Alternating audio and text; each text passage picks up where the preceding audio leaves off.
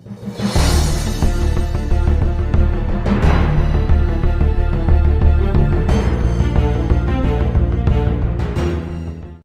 afternoon. Happy Savage Saturday, keepers of the cash. Gary B, the casual comic guy here.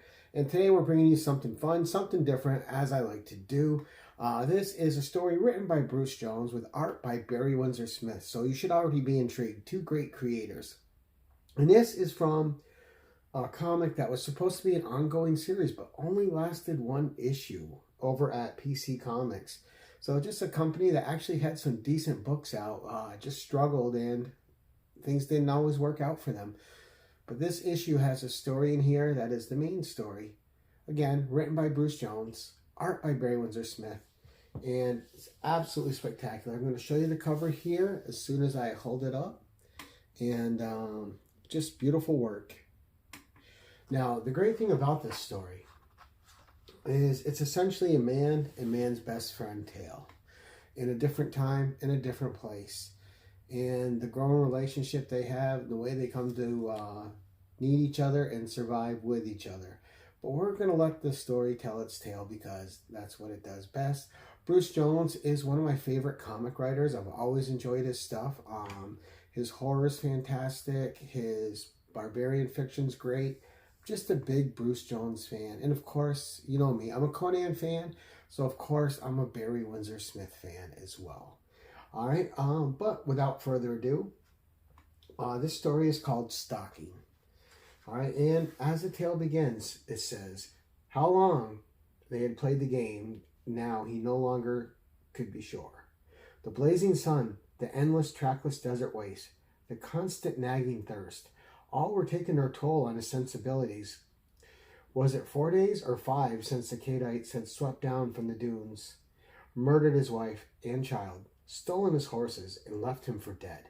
He could not recall, nor could he remember, the precise moment he realized, after hours of walking, that he was being followed by something perhaps even more terrifying than the wild-eyed Cadite bandits of the great Sharon Desert.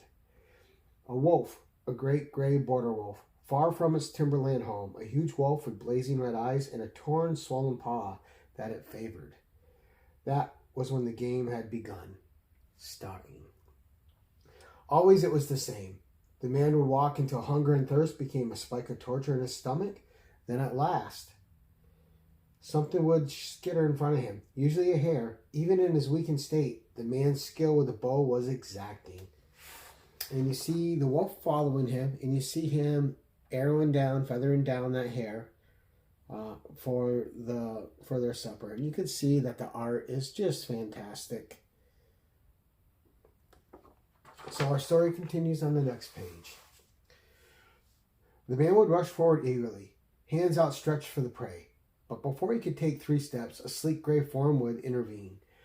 Then, eyes still locked on the infuriated human, the hulking beast would consume the prey. And you see him kind of frustrated, notching another arrow and shooting one at the wolf, but missing.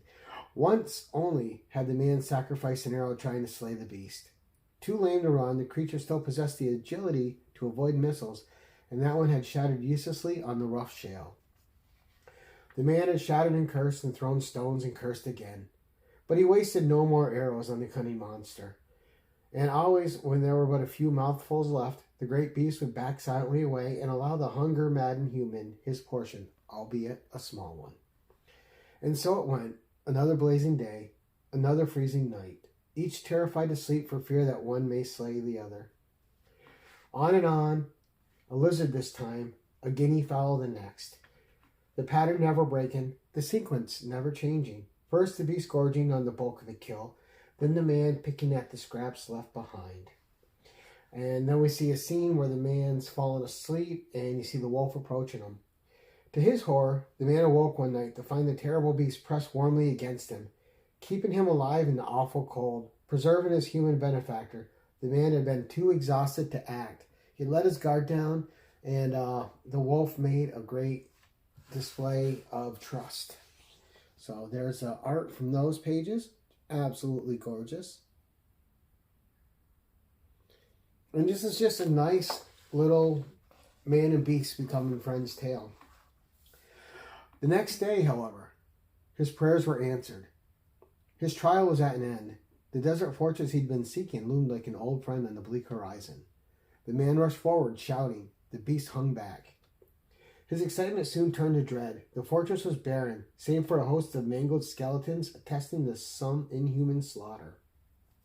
And you see him entering this chamber, and it's just all skeletons around. Something unearthly, unimaginable had happened here. In the next moment, the man discovered what it was. And you see this creature bursting through the bottom. It says, whatever the hideous creature was, it was far stronger than a man, perhaps 10 men. The grinning specter of death gleamed in its agate eyes as it drew the thrashing man towards its gnashing maw. And you see the man tussling with this creature, and you see his sword in the sand below, and he's reaching for it, and he finally gets his hand on the hilt, and he strikes it a blow. A valiant blow, but dealt from an off-balance position. Pinpoints of light danced before his eyes as the merciless appendage constricted evermore. Yet another effort, but the world was spinning now. A curtain of night descended over him inexorably. The brave head slumped forward. The leathern hilt dropped from nerveless fingers. And things are looking quite dire for our little human friend here, who has happened upon a monster that he does not have the strength to combat. Taken by surprise, there was little he could do. So, our story continues. A great shadow rushed before him. A great tearing, growling, and ripping ensued. Then a piercing scream, not of this earth, followed by a fountain of brilliant crimson. And you see the wolf has come into view, and he's biting at this creature at the tentacles. The man rolled free. Breath rushed gratefully into his aching lungs. Nearby, a whirlwind of fur and fang whipped the dusty earth into rolling plumes. And you just see the creature trying to get away from the wolf as the wolf is just gnawing at it. When it was over, the great gray beast limped confidently aside, letting the man have the first bite, letting the man carve and portion the meat. This the man did without hesitation. It was 10 days' journey to the next fortress. The meat would last only 6 before growing rancid in the hot sun. But the man still had his bow and his arrows, and he still had the lizard and birds and hares that populated the great desert. And he would not be cold at night. He would not be cold at night. And thus ends our tale. The wolf rushing in to save him. A bond strengthened, a bond formed. The two depending on each other for survival. And as the tale ends, you can see that these two are going to be together until one of them has died. So just a great tale. And these two opposing creatures, just the human and the wolf, learning to survive off one another, live with each other. And just a fun tale. I don't know. I love it. It's just a great, simple story, but effective, with expertly written by Bruce Jones, with good pacing, and just a great piece of art on each and every panel by Barry Windsor Smith, who, when he's at the top of his game, is almost untouchable. But overall, I mean, this is A+ for me, both in story and art. It's not a story that transcends anything, but it's an effectively told, simple story. Man and beast coming together to be more together than they were separate. And these bond-forming stories are just always fun if they're told correctly, if they're told rightly, with the right approach, the right artist, the right writer. And I think this is a shining example of that. So overall, this is an A+ story for me. But let me know what you think of this story in the comments below. Did you enjoy it? Do you like these stories where two things come together and create a relationship that benefits both, or not really your bag? Overall, I think it's a great tale, and just one that I've read a few times. It's one I'll keep going back to. Again, Bruce Jones is just one of those writers. I really enjoy everything he does, and Barry Windsor Smith needs no introduction from anybody. Just a fantastic artist. But Pathways to Fantasy, a book that has more stories in it with great creators that should have went for longer. It's just too bad that PC Comics couldn't last. They had a lot of great titles.